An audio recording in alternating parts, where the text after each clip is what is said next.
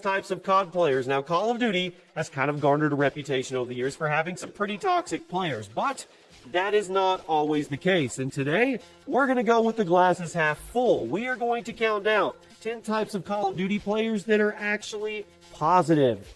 And kicking off our list today is none other than the pros. Now, this has gotten better over time. It used to be really bad, but it's getting better progressively for the most part.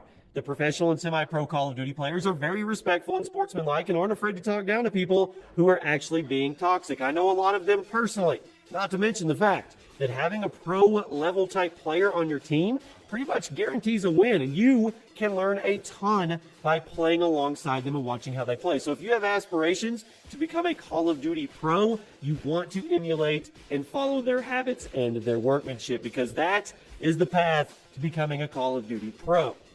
At number 9, the objective player. Thank God for the objective players. Perhaps the most common criticism of Call of Duty, even from those who play it on the regular, is that no one plays the objective. And that is why when you join into a lobby and there are a few people busting their butts just so they can capture a flag or hold down that hard point, it makes the experience so much better. Now, there are a few things in COD that are worse than being a lone wolf objective player, so joining into a lobby with other objective players is, sometimes the best feeling in the world at that moment.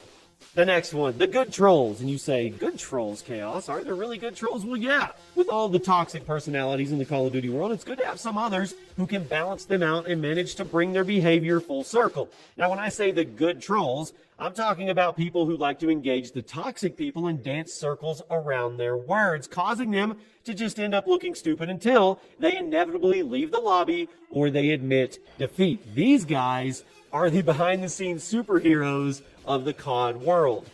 On the other hand, sometimes people not talking is a good thing. The silent players. This one kind of goes without saying, but sometimes you just want to play. You just want to play by yourself and not worry about people barking at you. And that is where the silent players come in. These people are probably the most common kinds of players, but that's not to say that they aren't appreciated. If it's a choice between a player yelling at each other and everybody being silent, I'm probably going to take the second option. I hope there'd be some kind of middle ground, but that's not always the case in the Call of Duty lobby, so I'm going to go with the silent players. Everybody needs a teacher, and that's it. The teacher. These are those COD veterans who have a ton of knowledge to pass down. Despite the stereotypes that COD is a mindless game, that's not true. There is a lot more strategy to it than non-COD players actually realize, such as learning positioning, choosing your fights, figuring out the spawns, optimizing your class, so on and so forth. I could go on all day. The teachers are those who are not afraid to pass on their knowledge to those who may need it and to fight the stereotypes that the series constantly gets. Everybody needs a teacher. At number 5, the defender. In many instances, you'll join into a lobby and find that people are pretty hostile to a certain person on the team. They may be picking on them or even bullying them. Or maybe they're just being hostile to you. That's where the defenders come in and stick up for the lesser player and make sure that the playing field stays even. Maybe they're bashing the person's low level or their low KD, but many times there will be someone who isn't afraid to break up the commotion for the sake of the lesser player. And that is a very, very good thing for the Call of Duty community.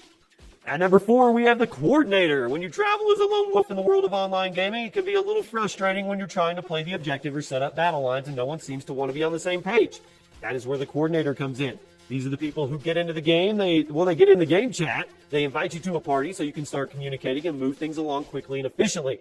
Call of Duty isn't exactly a communication-heavy game like Rainbow Six Siege or CSGO, so it is common for people to join lobbies all alone. But the game gets so much better when there is actually somebody to get everybody in line and coordinate and spearhead, and that's where it starts. The coordinator gets all the lone wolves together, and then you can have some fun. How big is your backpack? If you understand that reference, then you're probably an FPS gamer. The backpackers. These guys are a peg below the pros and semi-pros in terms of skill, but for the most part, the backpackers also tend to be very respectful and non-toxic.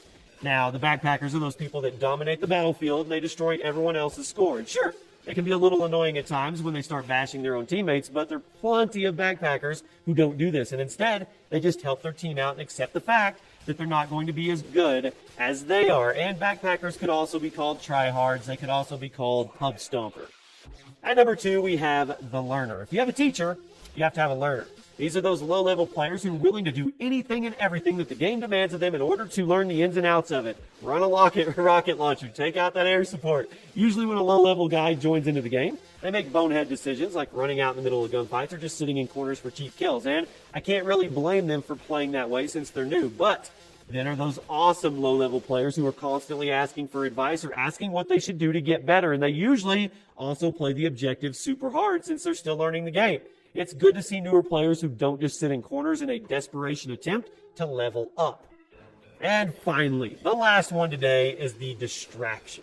This is a very specific type of player who is absolutely awesome to have on your team during objective game modes. The distraction is that person who runs all the cloaking perks and suppressors on their guns and makes every effort to run behind the enemy lines and shoot them in the back, being as annoying as possible and diverting as much attention as they can from the enemy's defenses, which that allows you easier access to the objectives. This is a very fine line between being the distraction and just being an annoying person who just goes for kills and actually doesn't play the objective. But when you get a tried and true distraction player on your team, it makes playing the objective so much easier.